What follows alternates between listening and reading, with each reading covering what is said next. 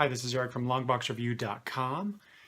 I have a bunch of things that, a bunch of comics that I wanted to show you. This is from a trip that I took to the Portland, Oregon area, where I teamed up with, if you will, Damien, otherwise known as Sleepy Reader 666, and he very nicely took me to some comic shops in his area. I did talk about this with him a little bit on the podcast episode, episode 102, if you're curious to listen to that, where mostly the bulk of our discussion had to do with the first slate of DC Rebirth books and kind of our impressions of DC Rebirth at that time. But I did mention in that episode all of the wonderful comics that I got while I was there visiting with him, and he was showing me the sites. And so I thought I would share those with you now. So I got a bunch of stuff here, alphabetical order, and so I'll just run through those. First up is the final 3 issues of the series, the Alan Moore series, 1963. And I don't know if you're aware of this series. It's kind of a retro homage to the Silver Age. I haven't read it yet. Oops. There we go. That's the 6th issue. I haven't read it yet because I was waiting, because I actually had, I acquired the first 3.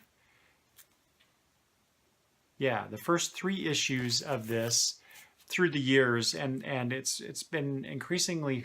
It was very difficult to find these other issues that I was looking for, and when we went to one of the shops, which was, I believe, I Like Comics. This is the comic shop that's in Vancouver, Washington, and I found 2 of them, 2 of these 3 for 50 cents each, which that was incredible. And Damien was nice enough. He had an extra copy of, I believe it was issue 4 here, that he gave me. So now I have all 6 to read. So I just got to find time to actually sit down and read them.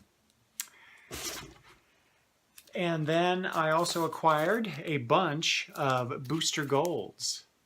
So Booster Gold is one of those series. This is from the, I guess, the 2008, 2009-ish series that began around that time anyway, and I have acquired a few issues here and there for various reasons, guest stars in the book, so I decided that I wanted to actually get the entire run of that series, and I got a nice big chunk. I've got about 4, 8, maybe a dozen issues here, and I believe all of them, again from I Like Comics, I believe they were all 50 cents. So, and you know, not always in the best condition. You have this white cover here. I don't know if you can be able to tell here on the spine edge. It's kind of got some dirt on this white cover, but you know, it's a white cover. But for 50 cents, yeah, it's a reader's copy. It's my reader's copy. So nice big chunk of Booster Gold to read. I don't have all of them yet, but that was a nice way to get ahead on getting the run of the series. This is an issue that I acquired most of the series. It's only like 5 issues. It's one of those indexes. So in this case, it's the Legion of Superheroes index. This is issue number 4. I got the other 4 issues of this series from a different online vendor, and they didn't have issue number 4, so I've been looking for this at a few different places, and I again found it for 50 cents. So that was really nice, a nice find. See, where I'm from in Idaho, we have comic shops, of course. We're not that backwards, but what we don't have are a lot of, at least from the shops that I've ever been to in my area, we don't have 50-cent bins. We don't have, at best, we have dollar bins. So to go to I Like Comics and find just boxes and boxes of 50-cent comics. And maybe I shouldn't even be telling you about this, because you'll go there and buy all the comics that I want. But what they also have, besides 50-cent comics, are runs of comics. So completed runs where they've got them all bound up together. And one of the series that I've been looking for is one of the Legion series. In fact, this is actually called The Legion. And so I found the entire 38-issue set of the Legion book. So, and this is by, I believe this is by, yeah, this is one of the Abnett and Lanning collaborations on the Legion. And so I just, for some reason, I'm a huge Legion fan. The Paul Levitz era of the Legion in the 80s, and as we got into the 90s, I got the series where we had the 5 years later Legion, the adult Legion. But then when they started to reboot the franchise and make it appeal, make the characters younger and appeal to, I guess, a younger audience, which is all fine and good, but it wasn't for me, so I kind of dropped off the Legion for a while. And then here in the last 6 months to a year, I decided, you know what, I want to get all those Legion comics that I missed out on, and this was one of them. So good 3 years plus of Legion books to read here. Put them back in the box. Speaking of the Legion, I got a few Legion annuals that I was missing, or Legionnaires in that case, in these two cases. But now I think I have all of the volume 2 of Legion of Superheroes, or I guess technically it's volume 3, but from the Baxter run, if you're familiar with that term. And then I think I have, no, I don't have all of Legionnaires. I'm missing 2 issues from near the end of that run, but at least I got these 2 annuals to help complete that. Let's see here, the Top Cow series Magdalena.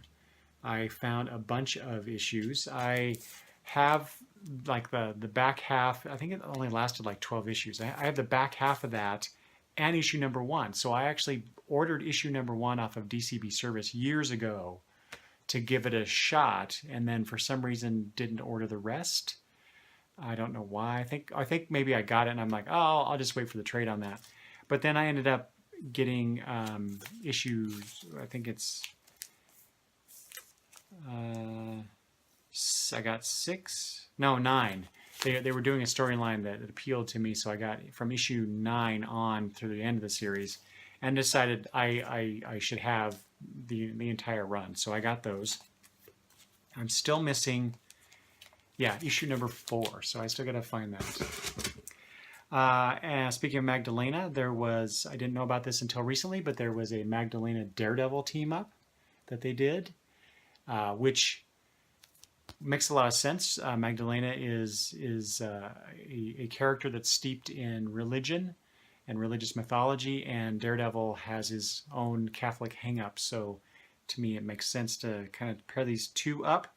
So I'm looking forward to reading that. Hopefully it doesn't suck. I doubt it though. It's by Phil Hester, so we shall see. And then there was a series where I had put on my wish list. I put this series as trades, but then when I was at I Like Comics, I found a bunch of Madame Xanadu's. This is the Matt Wagner written and Amy Reeder, although she was going by Amy Reeder Hadley then, but Amy Reeder, a series that started off, but then as it went on, at least I think maybe the second major arc, perhaps, Michael Kaluta was doing the art for a storyline, and I really like Michael Kaluta's work, so I got a bunch of those. I got the first 15 issues or so. I think I'm missing 1 or 2 of that run, which is unfortunate. So I'll have to fill. Yeah, I'm missing some, but I'll have to fill those up. And then decide how I'm going to read the rest of the series if I end up liking it, which I'm sure I will. Okay. I'm not sure where I got this one, probably at I Like Comics too, but just one of the Marvel 2-in-1 issues that I was looking for. One of the rare times when the Thing and Spider-Man teamed up, because Spider-Man had his own team-up book, and I don't think that they did a lot of cross-teaming up in their respective series, so I wanted to get that and found it. This was the next book I have on my list is something that I really wasn't looking for, really wasn't wanting to buy necessarily. I actually have the trade. This is Phil Jimenez's, yeah, I just said that right. Phil Jimenez's, say that 5 times fast, Otherworld series. And I found, I think a few of these, I guess all of them. This is probably at Cosmic Monkey that I found these. The shop Cosmic Monkey in, I believe, Portland. So it, well, it might have been I Like Comics. I don't remember now. But anyway, this was a really good series. If you're a fan of Phil Jimenez, as I am, this was, something that was kind of his own thing. It wasn't tied. It was a Vertigo series. Looks like 2005 series that he did, and it was just kind of building up this own world, this other world of his. And I actually bought the trade for my wife, thinking that she might like it, and I ended up loving it. So, and then I found out, I was heartbroken when I found out that it was that was it. That one trade, I think it's 7 issues. Yeah. Only 7 issues of this story, which is really unfortunate because this was a really cool story. Wonderful art, of course, by Phil Jimenez on that. Almost done here. Found a couple issues of George Perez's Saxon Mylons, if you're familiar with that. These were definitely from Cosmic Monkey because it actually says there on the sticker.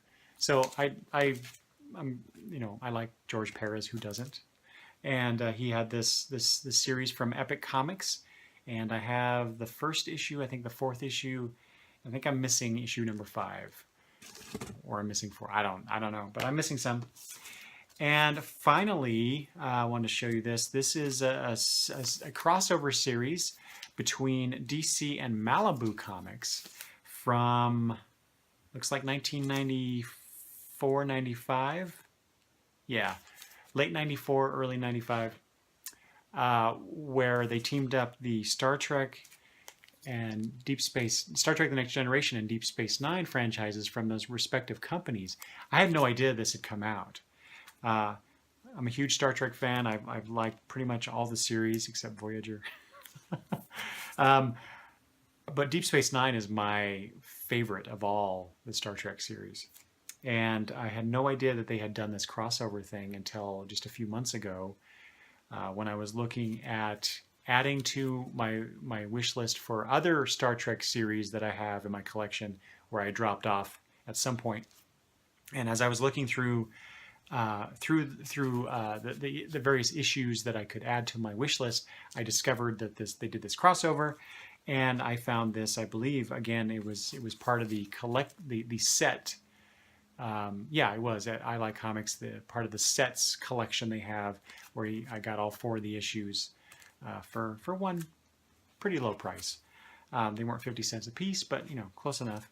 So what's unusual though about this is that every cover has part 1, 2, 3, and 4 of 4, but what they did is that issue number 1 from DC. This is part 1 of this series, and then part 2 of the story is actually issue number 1 from Malibu. So really confusing there. Thanks a lot, publishers. So really, it's a 4-part story, but it's a 2-issue run. It's really confusing, but at least I get to read these now. Anyway, a nice big chunk of comics that I got. Like I said, when I went to visit Damien Sleepy Reader 666 in lovely Portland, Oregon, Stumptown. So there you go. If you read any of these comics and you like them, let me know. Or you don't, I guess if you don't even like them, you can let me know. And you can leave comments about anything that I've said in this video.